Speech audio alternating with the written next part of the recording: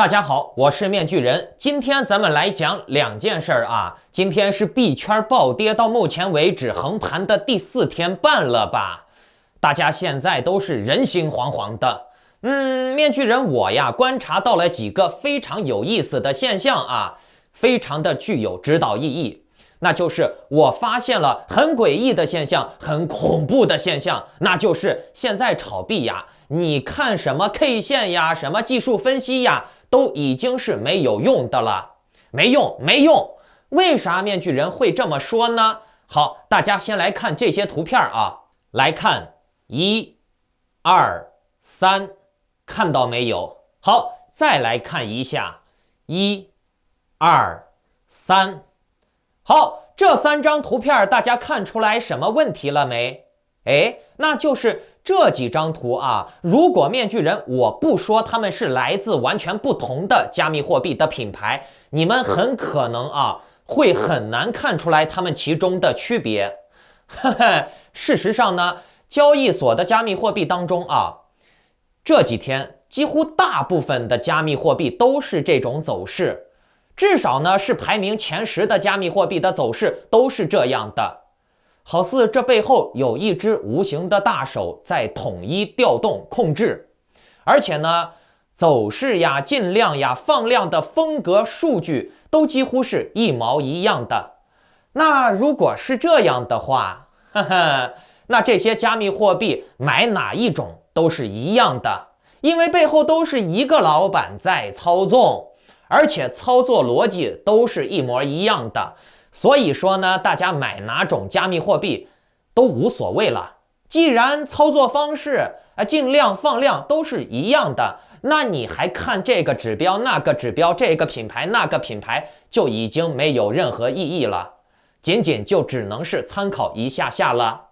那么按照目前的这种状态来看的话，作弊想要赚钱，那靠什么技术分析呀，靠什么看图呀，都已经是非常的玄学了。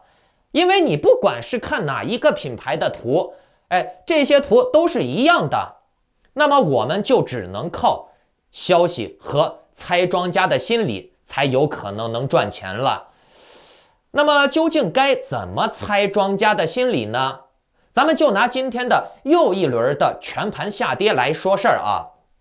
今天狗狗币、以太坊还有比特币还有其他的大多数的加密货币都出现了暴跌，其中呢比特币又跌到了33000甚至32000了截止我做节目可能都已经31000了。那以太坊呢也跌穿了2万大关，目前呢在18000左右徘徊。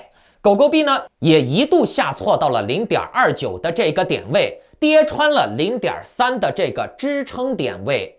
但是这种现象呢还是和面具人昨天前天的判断中预料的是一样的。截止我做视频这个狗狗币还没跌穿 0.28 呀。可是呢我们看这种阵势恰恰就是印证了庄家们还是很贪的。你们看上一次19号的时候把网线抄底儿，混进来了很多泥腿子，有些散户呢还是漏网之鱼，没把他们的网线拔掉，他们也混进来抄底儿了。0.2到0.3到0.4的这个区间有很多的散户混了进来，但是呢这些散户的量还不值得庄家们把底下的水全部抽光，所以呢今天的这个下跌的幅度就很有限。但是呢肉还是要吃的嘛，吃多吃少的问题，资本家可是很贪婪的。其实有很多散户呢今天也是出现了恐慌性的逃跑的。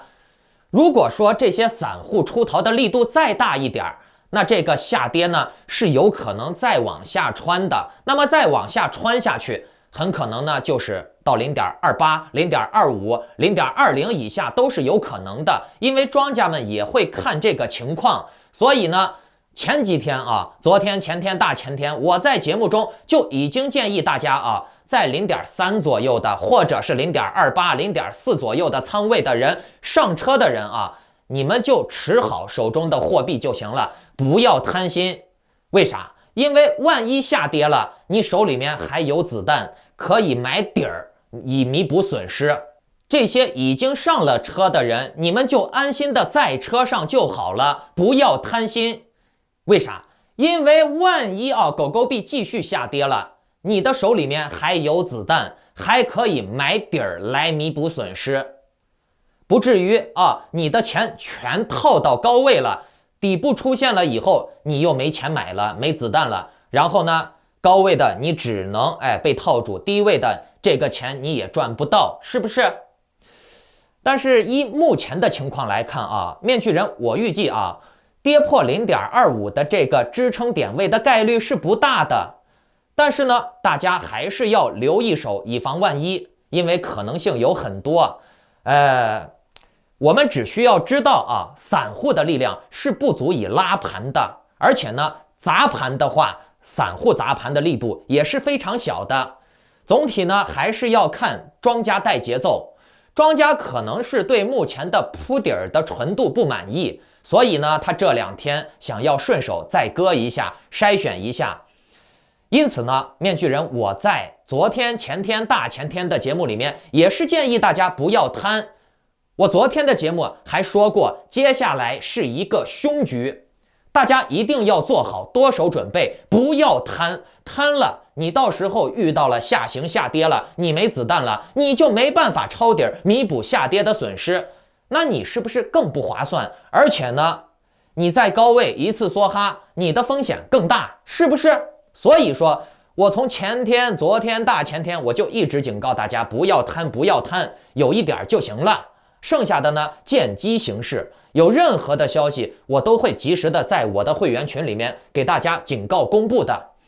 因为前几天市场一直传出来什么利空消息嘛，比如熊市要来了，各个的政策要出来了，所以呢，这横盘还好说，大家勉强还能稳定军心。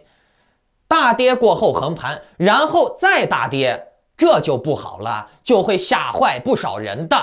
今天呢，也有很多人肯定是被吓尿了，然后呢就跑了割肉的。想都不用想，肯定有这种意志不坚定的人。不过呢，面具人群里面的人基本都稳定住了。他们一开始呢也都有点慌，可是呢过了那段时间撑住了，再往后一看，哎呀，这也不是个啥事儿嘛，只是虚晃一招。今天没割就是胜利呀。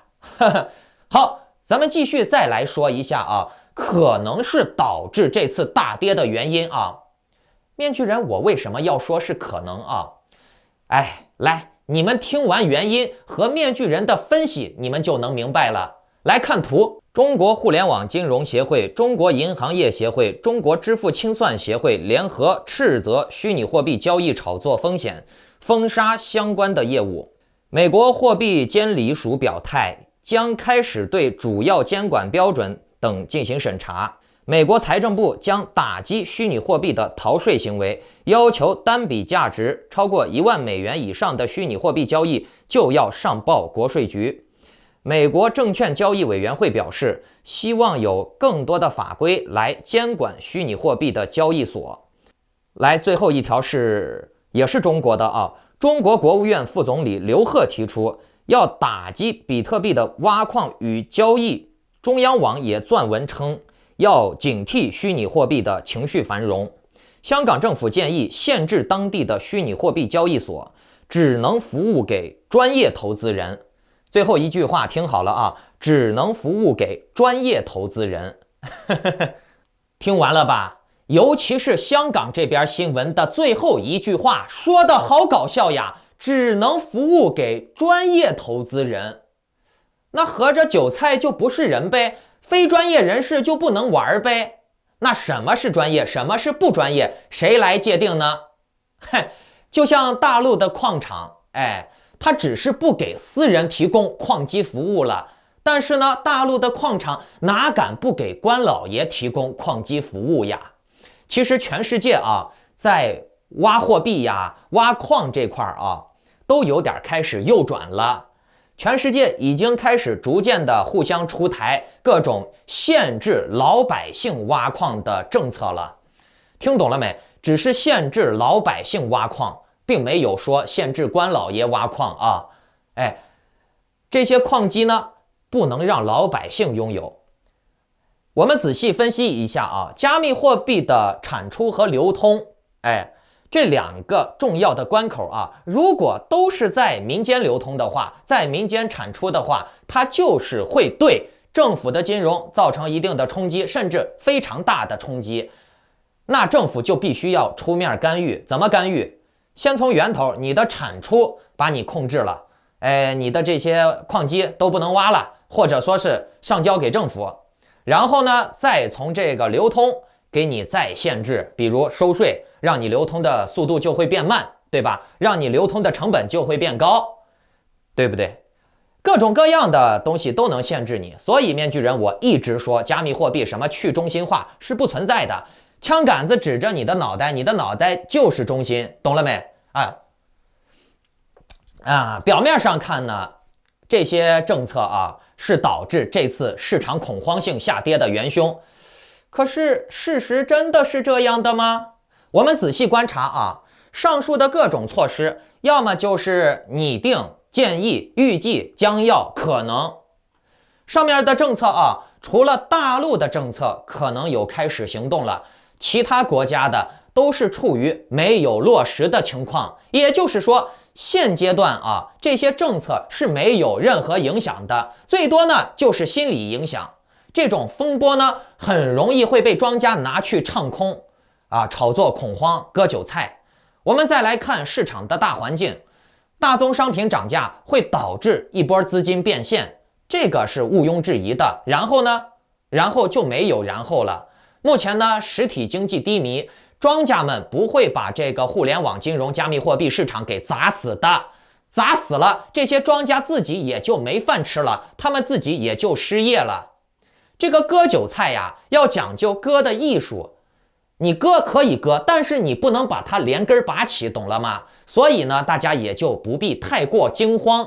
我要是资本大佬啊，我一看到什么政策性的利空消息，或者是国家的铁拳要打下来了，我实在没办法躲了，要收我的税，要限制我国家要把我也给割了，那我就会更加狠心的想办法从这个市场里面赚钱，我就会更加狠心的把这个压力转嫁给阶级下位，也就是散户韭菜，懂不懂？大家来看这张图。2011年比特币崩盘跌破10元，2013年5部委防范文件出台，比特币跌破1000元，2017年7部委防范文件出台，比特币跌破2万元，2021年金融委打击，比特币目前跌破了25万元。你看这个政策限制比特币，越限制比特币就越贵，就好似房价一样，年年说抑制房价上涨，可是这房价却每年都在上涨，而且呀，官方还带头炒房。好了，目前的情况呢就是这样。在这里面具人想要给大家推荐一个我最近新发现的一个比较有潜力的币种，那就是兔子 Cake， 也叫 PancakeSwap， 潜力非常的大。虽然这个币是币安旗下的，但是呢，咱们呀在商言商，咱们是为了赚钱嘛。这个玩意儿我为啥说它有潜力首先呢，这个玩意儿它并不是给大陆人用的。虽说这个币是中共制造，但是呢，它却是针对海外市场的纯中资平台。目前呢，也只有币安能买，欧易和火币都买不成。所以呢，这个币它是有一定的布局意义的，而且呢，这个币到目前为止一直都没有被推上水面，让面具人我觉得有它的蹊跷之处。先给大家简单的介绍一下 Cake 吧。 PancakeSwap 是一种建立在币安智能链上的去中心化加密货币交易所，用于交易所的 BEP20 令牌。它使用自动做市商和去中心化应用程序，在这些应用程序中，用户与流动资金矿池可以进行交易。该数字货币还允许用户收集其他的令牌，用户可以在这里下注、借出并赢取奖励。质押、挖矿、以币生币都可以。这个币的功能可以说比以太坊更加全面，而且呢，交互性更强。目前呢 Cake 排行在大概是前20-30名左右吧，也不算很强，也不算很弱，就这样不温不火。但是呢，这个 Cake 从设计到它的风格都非常的西式，很迎合外国人的眼球，奶油蛋糕呀、甜点、曲奇呀，这些感觉。这种风格呢，都是极度针对外国市场的，而且呢，它的功能也是很强大的。但是呀，问题就来了，既然这个东西这么强，为啥这个玩意儿到现在啊，目前为止还没有被像史币一样推到台前呢？目前这个币只是在一些外国人的圈子里面有那么一点点小的名气，在中国人的圈子里面啊，传的很少，甚至还没传开，而且上这种币的交易平台也不多。可为何它还能维持着稍微靠前的排名，不强也不弱呢？为啥？